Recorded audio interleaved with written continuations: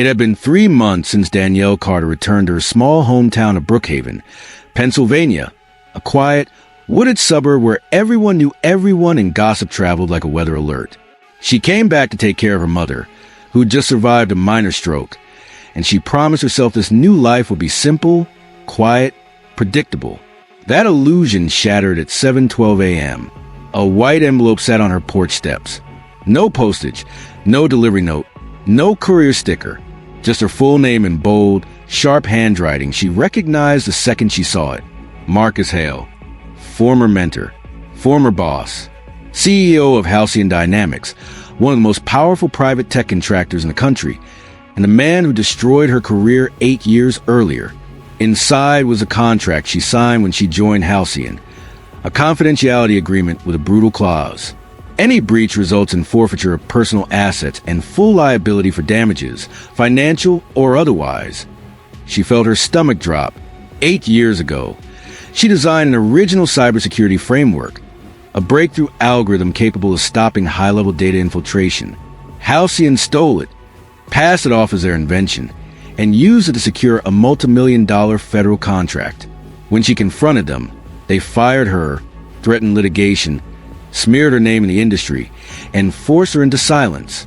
She tried to rebuild her life. She tried to move on. But the envelope told her one thing. Halcyon wasn't finished with her.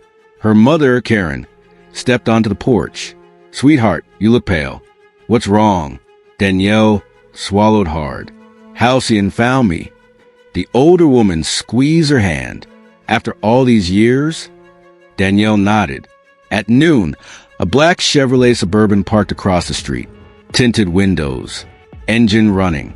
It didn't move for hours. Her phone buzzed. Unknown number. She answered. A cold voice. "Danielle. Long time." "Marcus." "You've put us in a difficult position," Marcus said casually, like he was catching up with an old friend. "You leaked something." "I didn't leak anything. That's not what our files say. We'll discuss this tonight. We're sending someone." "You are not welcome here," Danielle snapped. "Danielle," Marcus said softly, "you don't have a choice." He hung up. She locked every door, checked every window twice, and felt her pulse hammering in her throat. Halcyon Dynamics didn't harass people.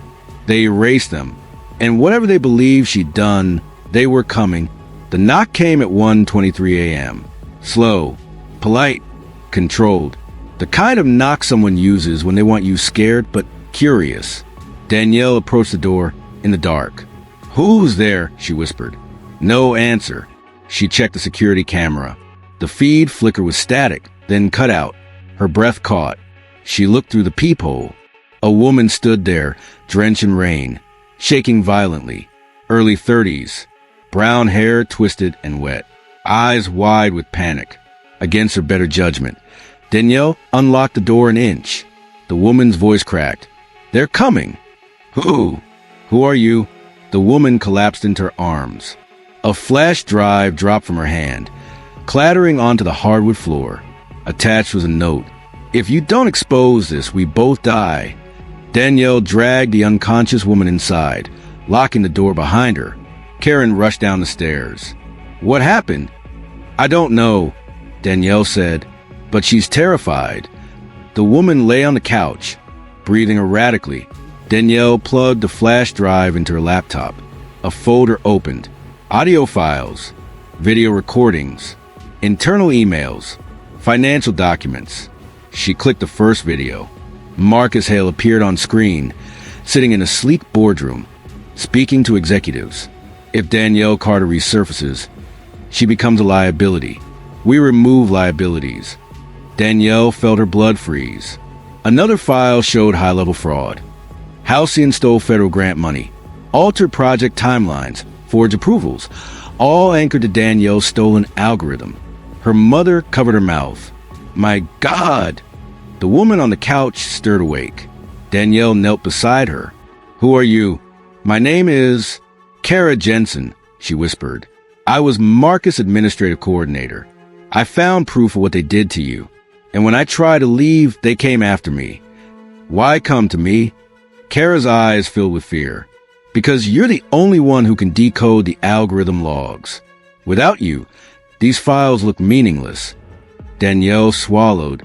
And Marcus, Kara shook. He sent a team, tonight, to retrieve the flash drive. A loud metallic bang erupted behind the house. Kara's voice broke. They found us. A second crash. Glass shattered. Someone had broken through the back door. Danielle's mother screamed. Danielle grabbed her and Kara and pulled them down the hallway. 3 men entered the kitchen. Tall, muscular, dressed in black tactical gear.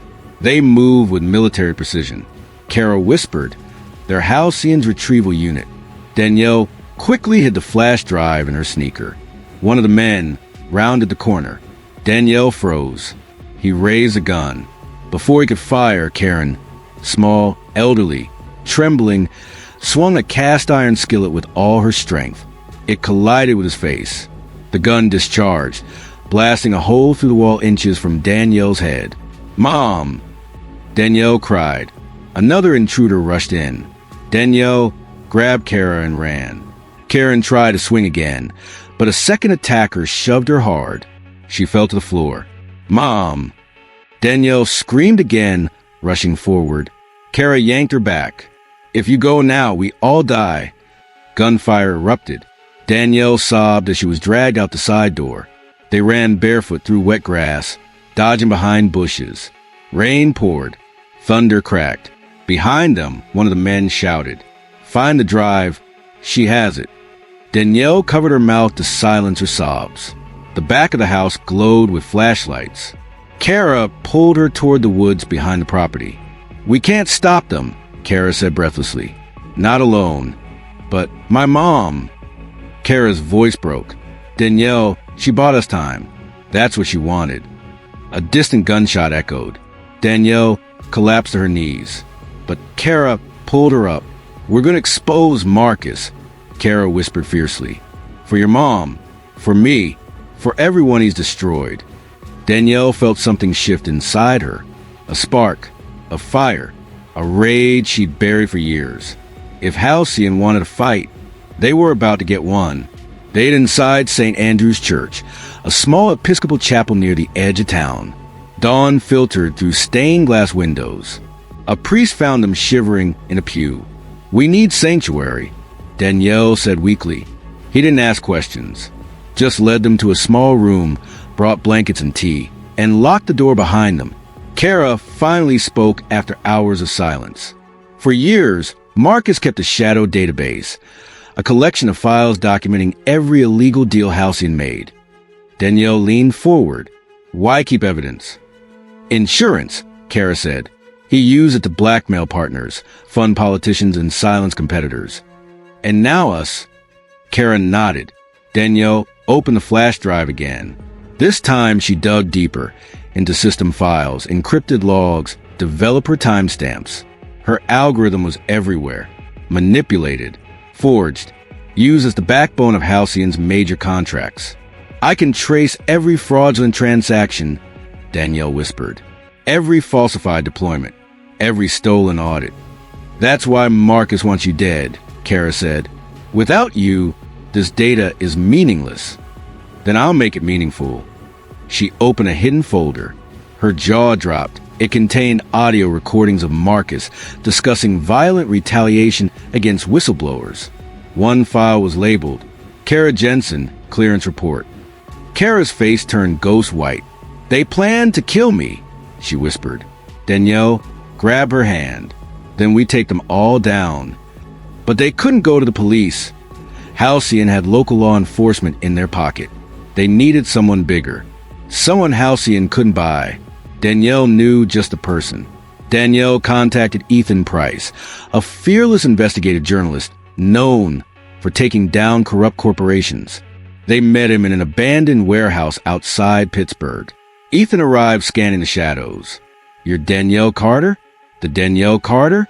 Marcus Hale's worst nightmare." "That's an overstatement," she muttered. Ethan plugged in the flash drive.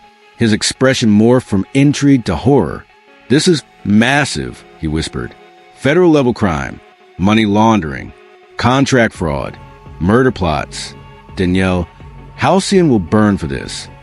That's the plan. Suddenly, the warehouse lights cut out. Ethan froze.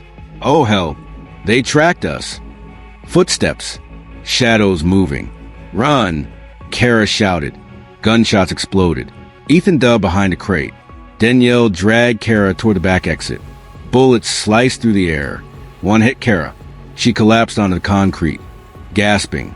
No, no, no, Kara, Danielle screamed. Kara grabbed her hand. Finish it, Danielle. Make sure they never hurt anyone else. Her hand went limp. Danielle released a guttural cry, the sound of grief and fury colliding. She grabbed the flash drive and sprinted out the emergency exit as Ethan covered her. This was no longer about survival. It was war. By morning, Danielle and Ethan reached the Philadelphia Federal Broadcast Center, the safest place to expose the truth before Halcyon could stop them. Security tried to block them.